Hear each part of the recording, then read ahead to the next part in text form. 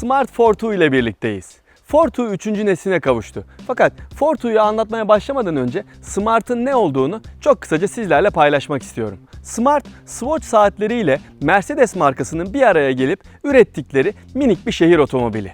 İsmi de şuradan geliyor. Smart'ın S'si, Mercedes'in M'si ve İngilizce'de sanat anlamına gelen art kelimelerinin bir araya gelmesiyle oluşmuş bir marka. Bu yapılanma 1998 yılında ilk meyvesini vermişti ve birinci nesil Smart yollara çıkmıştı. O günden beri de Smart özellikle büyük metropollerde Milano, Roma, Paris bu gibi Avrupa şehirlerinde çok tercih edilen motosikletlere alternatif niteliğinde mantıklı bir şehir otomobili.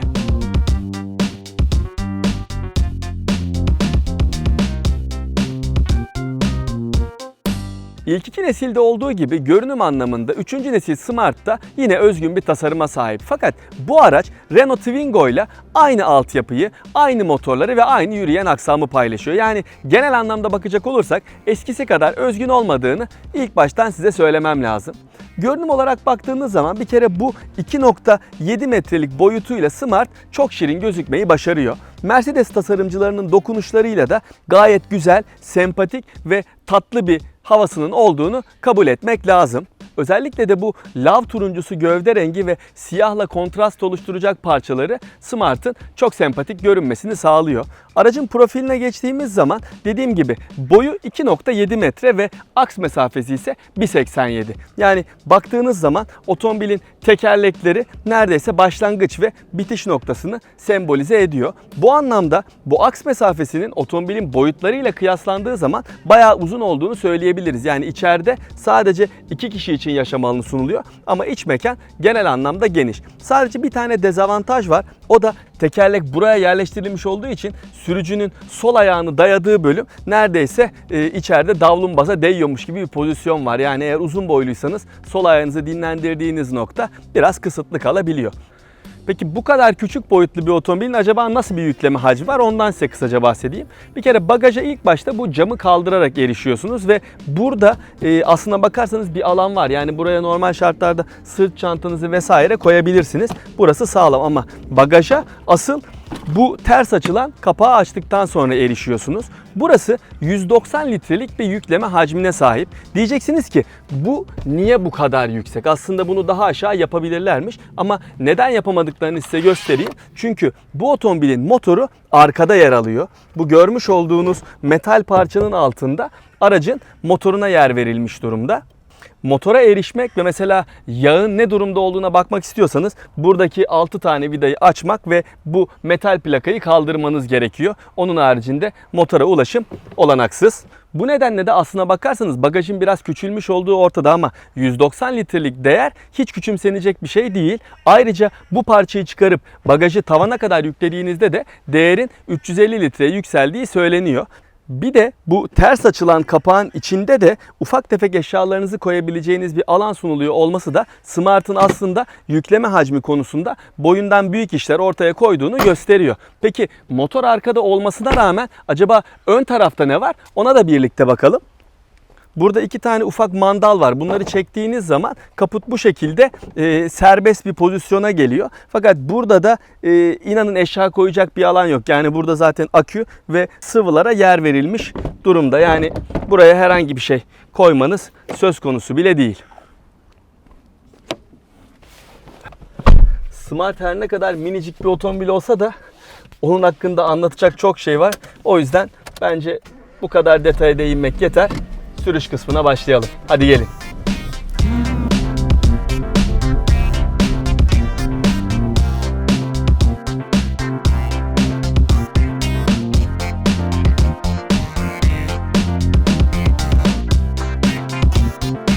Smart Fortwo'nun direksiyonu başındayım. Fortwo bir şehir otomobili. O yüzden ben de Fortwo'nun testini şehir içinde gerçekleştiriyorum.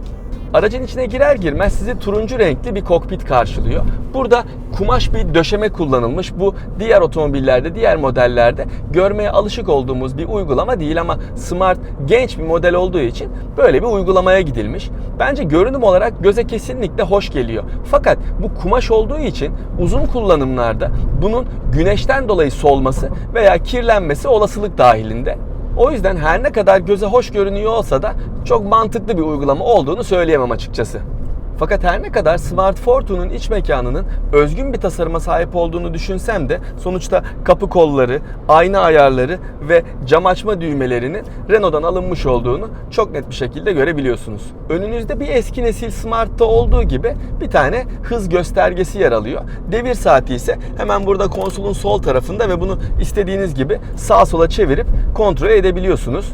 İkisinin birbirinden ayrı olması tabii takip etmek konusunda belli sıkıntılar yaşamanıza neden oluyor ama zaten bu otomobilde devir saatine pek bir ihtiyaç duymuyorsunuz. Hız göstergesi ise aslında normal şartlarda okunaklı denebilir fakat hem rakamların kırmızı hem de iğnenin kırmızı olması neticesinde ilk bakışta hızınızı çok kolay kestirebiliyorsunuz. Orta konsolun ortasında basit bir tane müzik sistemi yer alıyor. Fakat bunun da böyle dışarıya çıkık formda yerleştirilmiş olması tasarım anlamında göze hoş geliyor. Bu yarı otomatik diye adlandırılabilecek olan klimanın ısısını bu şekilde ayarlayabiliyor olmanız da bence biraz sempatik. Bu klima havalandırma panellerinin tasarımı da oyuncak gibi ve tatlı. Fortune'un iç mekanı iki kişiye gayet iyi bir yaşam alanı sunabiliyor. Uzun boylu olsanız bile burada kesinlikle rahatsızlık çekmezsiniz. Fakat ideal sürüş pozisyonunuzu ayarlamakta bir sıkıntı çekiyorsunuz. O da direksiyonun sadece yükseklik ayarının olması. Yani derinlik ayarı olmadığı için özellikle uzun boylu sürücüler geride oturdukları zaman direksiyon kendilerinin biraz uzağında kalacaktır. Görüş açıları genel anlamda iyi olsa da alçalan tavan neticesinde arkanızdaki otomobilleri dikiz aynasından çok rahat bir şekilde göremiyorsunuz. Küçük eşya gözleri konusundaysa Fortune'un biraz cimri olduğunu söyleyebilirim. Özellikle elinizin altındaki cüzdanınızı ve telefonunuzu koyabileceğiniz neredeyse hiç yer yok. Burada vitesin önünde 2 tane bardaklık ve onun önünde bir tane bozuk para veya kalem gibi bir şey koyabileceğiniz bir yer sunulmuş. Eğer cüzdanınızı ve telefonunuzu koymak istiyorsanız burada hemen yolcu tarafında bir tane çekmece tarzı göz var. Ama buraya da büyük boyutlu telefonlarınızın sığmayacağını söylemem lazım. Kapı ceplerinin büyüklüğü ise fena sayılmaz. Ayrıca yolcu tarafında bir tane file alan olması da yine ufak tefek eşyalarınızı oraya koyabileceğiniz anlamına geliyor. Direksiyon simidinin tasarımı bence gayet sportif ve ele iyi bir şekilde oturuyor. Üzerinden hem müzik sistemini hem yol bilgisayarını kumanda edebiliyorsunuz. Ayrıca hız sabitleyici ve hız sınırlayıcının sunuluyor olması önemli bir avantaj. Çünkü bildiğim kadarıyla bu sistemler bu sınıfta, bu boyutta başka bir otomobilde yok. Gelelim Fortune'un motorine ve sürüş özelliklerine. Kullanmış olduğum Fortune'un bagajının altında 1 litrelik 3 silindirli atmosferik beslemeli benzinli bir motor görev yapıyor. Bu motor tam 71 beygir güç ve 91 Nm tork üretiyor. Yani her iki değer de 3 basamaklı rakamların altında. Sadece bu rakamlara baktığınızda bile Fortune'un motorunun biraz cılız olduğunu rahat bir şekilde anlayabilirsiniz. Fakat motorun cılız olması acaba şehir içi kullanımda size bir zayıflık hissettiriyor mu? Bence kesinlikle hissettirmiyor eğer otomobili gerçekten şehir içinde kullanacaksanız. Eğer Fortune'dan çeviklik beklemezseniz şehir içi süratlerde kesinlikle sizi mahcup etmiyor ve istediğiniz şekilde size cevaplar veriyor. Bu yeni nesilde kullanılmaya başlayan 6 ileri çift kavramalı otomatik şanzıman da motorla uyumlu bir şekilde çalışıyor. Özellikle vitesleri büyütürken çok hızlı ve sarsıntısız bir şekilde gerçekleşebiliyor. Fakat kickdown yaptığınızda ve ani hızlanmak istediğinizde ise hem motor biraz güçsüz kalıyor hem de vites düşürmeler biraz yavaş olduğu için açıkçası size o atikliği hissettiremiyor. Motorun cılız bir yapıda olduğunu söyledim ama hızlanmak isterseniz tabi devir çevirmeyi seven motorun birkaç vites aşağı düşürdükten sonra bu şekilde isteklerinize iyi cevaplar vermesini sağlayabiliyorsunuz. Tabi motor devirlendikçe gürültü seviyesi de doğal olarak artıyor ve arkanızdaki motorun sesini biraz duyuyorsunuz. Sürüş konforu konusunda bu tip şehir içindeki düz yollarda giderken bir sıkıntı yaşamıyorsunuz ama bozuk zeminlerde tabii ki biraz takır tukur hissediliyor. Böyle kilit taşlı bir yolda ilerlemek isterseniz tabii bir kere hem süspansiyon konforu düşüyor. Çok fazla takır tukur olduğunu hissediyorsunuz. Ayrıca tabii bu esnalarda gürültü de artıyor ve motorun çekişi şu an olduğu gibi bakın gaza basıyorum ama biraz yetersiz kalabiliyor. Bu esnada da birinci vites seçilip rahat bir şekilde tırmanabiliyorsunuz. Yani Yeditepe'li ve yolları bozuk İstanbul için ne kadar uygun bir otomobil olduğu tabii tartışılır.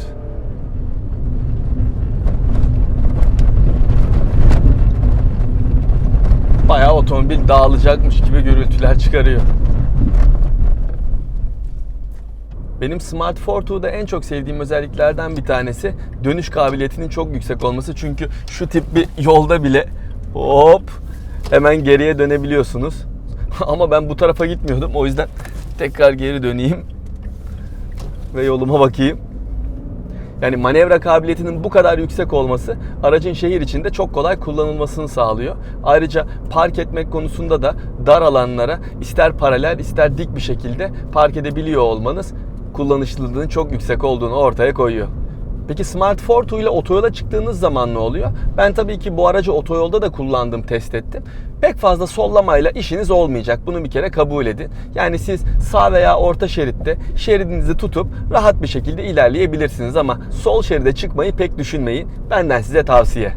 Gelelim son olarak da bu minik Fortwo'nun yakıt tüketimi konusuna. Ben bu aracı 2 gündür kullanıyorum ve bu süreçte 122 kilometre mesafe kat ettim. Şu anda yol bilgisayarında bana 6.8 litrelik bir tüketim ortalaması gösteriliyor. Bu değer Smart'ın 4 litre seviyesindeki fabrika verilerinin tabii bir hayli üstünde. Hatta benim beklentimin de bir hayli üstünde çıktı. Ama yine de çoğunluğunu şehir içi trafikte kullandığımı düşünürseniz o kadar da yüksek bir değer olmadığını görebilirsiniz. Araçta start stop sistemi olduğu için bu tip kırmızı ışıkta durduğunuz zaman motoru kapatarak yakıt tüketimini biraz daha kontrol altına almaya çalışıyor.